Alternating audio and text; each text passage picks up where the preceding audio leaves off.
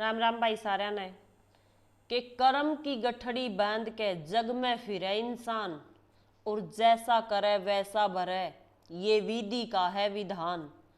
कर्म करे किस्मत बने जीवन का ये है मरम और प्राणी तेरे बाग में तेरे अपने ही कर्म। भाई हमेशा आपने ये बात सुनी होगी कि ये अपने कर्मा का भोग रहा है।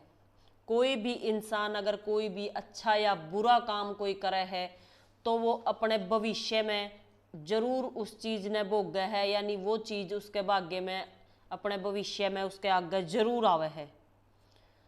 तो एक बार एक राजा अपने राज्य में एक पंडित ने बुलावे है और उससे पूछा है कि एक ही मुहूर्त में एक ही समय में कई लोगों का जन्म हुआ है, मेरे भाग्य में राजा बनना लिखा था और बाकियों के भाग्य में कुछ नहीं, ऐसा क्यों है? इस सवाल का जवाब मैंने जरूर चाहिए। तो वो पंडित सोचने लग गया, लेकिन उसके पास उसका कोई जवाब नहीं था। उसने बताया कि अपने राज्य के बाहर एक जंगल में एक महात्मा बैठे हैं और वो इस सवाल का जवाब दे सके हैं। तो वो राजा उस जंगल में गया और उस महात्मा से जाके पूछा, अपना सवाल उनसे बताया।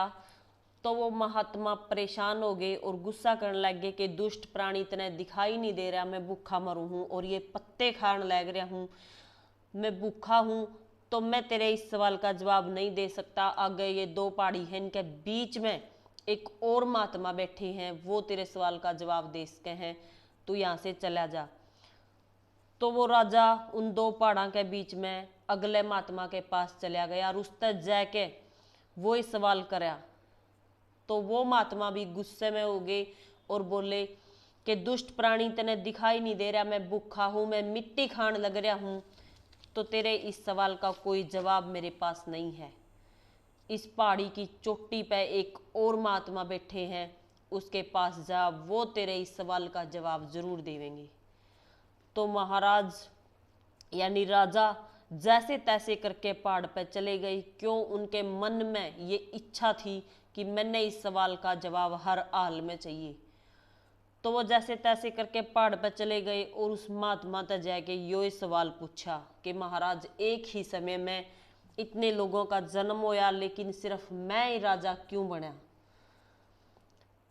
तो उसने बताया कि पिछले जन्म में हम 4 भाई थे, एक तू, एक मैं और एक जो पहाड़ी के बीच में बैठे हैं महात्मा और एक जंगल में बैठे हैं, ये 4 भाई थे।